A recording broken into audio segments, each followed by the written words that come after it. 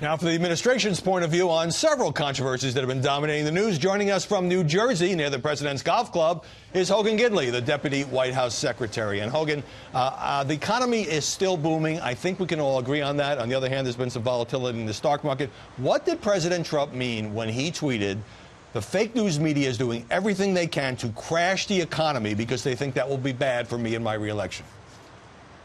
Well, they have tried systematically to destroy this president even before he was sworn into office. You saw it with the marches on Washington, D.C. before he had passed a policy or pushed some type of proposal. It happened from sunup till sundown, and the media has been complicit and compliant with those efforts. But listen, first they push Russia, then they push racism, and now they're pushing a recession. The fact is, this economy is doing better than it ever has before. I'm not disagreeing with that. How are they pushing a recession? He says they're trying to crash the economy. Well, because every economic indicator shows that we are doing incredibly well in this country, setting records for unemployment. More people are employed than ever before, more jobs available than are people to fill them. 7 million people off of food stamps. African Americans, Asian Americans, Hispanic Americans, all record low unemployment. Women employed at record numbers for the first time in like 70 years. And they continue to push this narrative that somehow the economy is sputtering, and it is not. When you look at it, too, on a global scale, other economies are faltering. Ours is not. We're moving forward, but the media refuse to report it.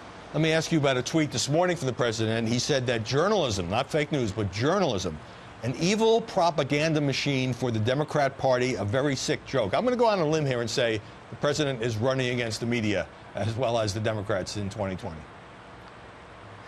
Well, look, I don't want to speak to, obviously, any campaign slogans or any move on the campaign, because that's not my role. I can speak to the official capacity of the president. And the fact is, we have been fighting with journalists for a long time in this administration because they continue to push fake news. They continue to push falsehoods. And we've seen it on countless occasions, as I said before, whether it's Russia, whether it's the economy. They refuse to report what is real and what is factual. Instead, they go to push palace intrigue. They don't want to talk about policy and what he's done to uplift the African-American community, for example, with opportunity zones and criminal justice reform that have seen record low unemployment in that community. And in fact, wage increases for the first time in 30 years in this country, 8%. To a higher degree in the opportunity zones, in these inner cities. They don't want to talk about that. They want to push a racist narrative because they think if they can somehow tie that to the president, that it's not going to allow the American people to see what is truth. That this president has uplifted all Americans. Since you bring up the question of race, we spoke earlier in the program of the president suggesting that Israel bar the two Muslim congresswomen, Rashida Tlaib and Ilhan Omar, from visiting, saying they hate Israel. And the press has widely condemned this and has said the president is using his power to try to punish his political opponents. Your response? Of course they have. And Rashida Tlaib and Ilhan Omar are now saying the reason that Israel won't let them in is because they are Muslim. 20% of the people in Israel are Muslim. One of the languages that they recognize as an official language is Arabic. There are people in the Knesset whose desire is to see the death and destruction of Israel. They don't care about dissension in that country, but they care about the laws on the books. And the laws prevent people from coming in from other countries. The question is not about Israel's decision. Obviously, Israel can do whatever it wants. The question is about the president weighing in and saying that these two women are becoming the face of the Democratic Party.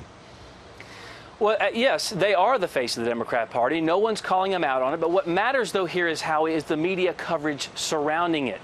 They consistently post anti-Semitic things on their social media. They have anti-Semitic relationships and associations, anti-Semitic tropes. They make anti-Semitic comments consistently. But every time the media reports on it, they say something like, well, they're opening a conversation about Israel's control on the world. They characterize it in the most positive light instead of calling out what it is, anti-Semitism. The president calls it out, and he calls out the media for refusing to cover it in the proper manner and use the proper terms. As you know, Anthony Scaramucci has turned on the president for whom he once worked. He says Donald Trump has gone off the rails. He's unfit. He's racially divisive. Republicans should dump him from the ticket. What's your response to someone who was such a longtime defender of this president?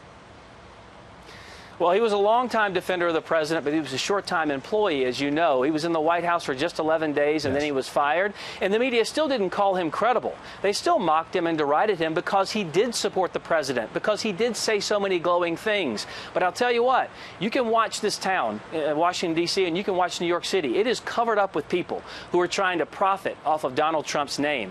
And they are considered persona non grata if they are in Donald Trump's orbit and support this president. But the moment they say something bad about this president, they all of a sudden become the toast of the town. I have seen it time and time again. It's instantaneous. And when you have a chance to make money and profiteer off of mocking and pushing against this president, people do it all the time, and this instance is no different. So you're saying flat out that Anthony Scaramucci, rather than suddenly realizing that he can no longer support the president, as he says, and we'll hear from him next segment, you're saying that he's doing this to profit himself financially and in terms of his reputation, even after being such a long-time supporter of the president?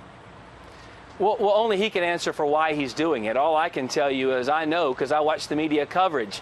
They tear us all apart. The ones who support this president's agenda, the ones who support men and women from sea to shining sea, who have been forgotten too long in this country. They mock us all of the time.